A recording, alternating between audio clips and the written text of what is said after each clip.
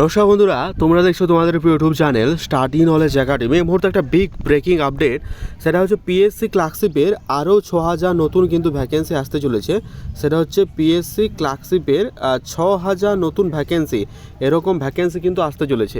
ঠিক আছে, এই সংখ্যাটা তোমাদের কি মানে 2023-এর নয়, এইটা হচ্ছে কাউন্ট হচ্ছে তোমাদের 2024 থেকে কিন্তু এটা কাউন্ট হয়ে যাচ্ছে। ঠিক আছে, 2024 থেকে এটা কাউন্ট হচ্ছে। তো 2024 থেকে এই যে হিসাবটা করা হচ্ছে, মানে 2024 থেকে 2026 এই দুটো বছরে কিন্তু কাউন্ট করা হচ্ছে, যেখানে ভ্যাকেন্সি সংখ্যা প্রায় 6000 কিন্তু উল্লেখ করা হচ্ছে বারবার, যদিও ওটা অফিসিয়ালভাবে কোনো কিছু জানা যায়নি।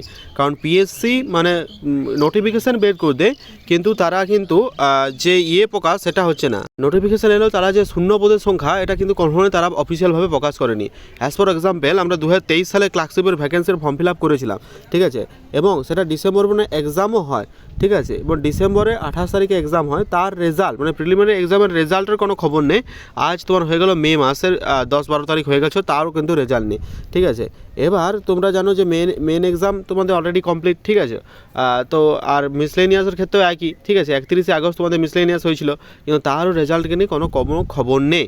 সুতরাং তারা মানে যে ক্যালেন্ডার ফলো করে সেই ক্যালেন্ডারের কোনো ফলো নেই। ঠিক আছে, যে ক্যালেন্ডার প্রকাশ হচ্ছে তার কোনো ঠিক নেই। আবার তারা যে ভ্যাকেন্সি প্রকাশ করবে সেই ইয়েটাও তাদের মধ্যে নেই। ঠিক আছে, পিএসসিতে বারবার যখন ডেপুটেশন জমা দেওয়া হয় যে ভ্যাকেন্সি প্রকাশ করো, সেই নিয়ে তাদের কিন্তু কোনো মাথা ব্যথা থাকে না, এবং তারা নিজেদের মধ্যে চলতে থাকে। কিন্তু এই নতুন সরকারের কাছে একটা আমি আবেদন বা রিকোয়েস্ট বলতে পারো, দৃষ্টি আকর্ষণ করছি যে পিএসসি 2023 সালে, এটা স্টুডেন্টদের রিকোয়েস্টেই বলা হচ্ছে বারবার, যে পিএসসি ক্লার্কশিপ 2023 সালের রিকোয়েস্টে যেমন 10,000 ভ্যাকেন্সি কিন্তু না কমে। ঠিক আছে, এখন নতুন সরকারের কাছে পিএসসি মেল বডি বা যে কোনো হোক, তাদের কাছে মানে এই প্রসেস মানে এই যে থেকে দৃষ্টি আকর্ষণ করা হচ্ছে যেন এই 2023 সালের ভ্যাকেন্সিটা মানে এই 10,000 থেকে কম না হয়। ঠিক আছে, এই 2026-এর ভ্যাকেন্সি 6000 হোক, এটা কিন্তু স্টুডেন্টদের কোনো প্রবলেম নেই। কারণ এটা নতুন ভ্যাকেন্সির জন্য তারা অনেক দিন ধরে অপেক্ষা করছিল যে 6000 ভ্যাকেন্সি আসুক।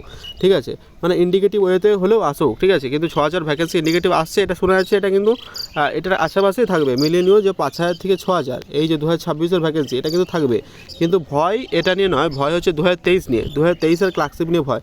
কিন্তু এখন তো তারা শূন্যপদের সংখ্যা প্রকাশ করেনি, হট করে একদিন বলে বসলো যে না, এইটার শূন্যপদের সংখ্যা দাঁড়ালো তোমার 6000-এর কাছাকাছি, 6000 থেকে 7000-এর মতো কাছাকাছি থাকছে। কিন্তু তখন স্টুডেন্টদের জন্য একটা কালো মেঘের ছায়া আসবে, যে এতদিন তারা 10,000 এর স্বপ্ন দেখে এলো। কারণ আমরা তো জানি প্রায় 90,000 ক্যান্ডিডেট, মানে 90,000 ক্যান্ডিডেট কিন্তু মেন এক্সামের জন্য তারা ডেকেছে। দস্তুর মানে 9,000 থেকে 10,000 ভ্যাকেন্সি থাকা অবশ্যই দস্তুর, কারণ পিএসসি এই প্যাটার্নই ফলো করেছে। 2019 বলো বা 2016 বলো, যে প্যাটার্নই হোক, তারা এই প্যাটার্নই ফলো করেছে। এবার যদি তারা নোটিফিকেশনের মধ্যে ভ্যাকেন্সি কমিয়ে দেয়, তাহলে কিন্তু অনেকটা মন খারাপের ব্যাপার হবে।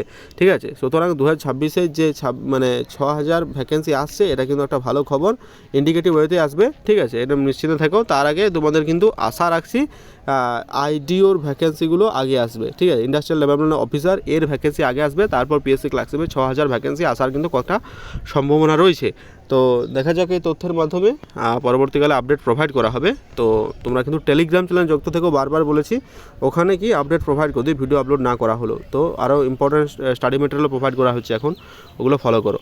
তো with all the best, thank you very much. দেখা হয় কি হয়, থ্যাংক ইউ।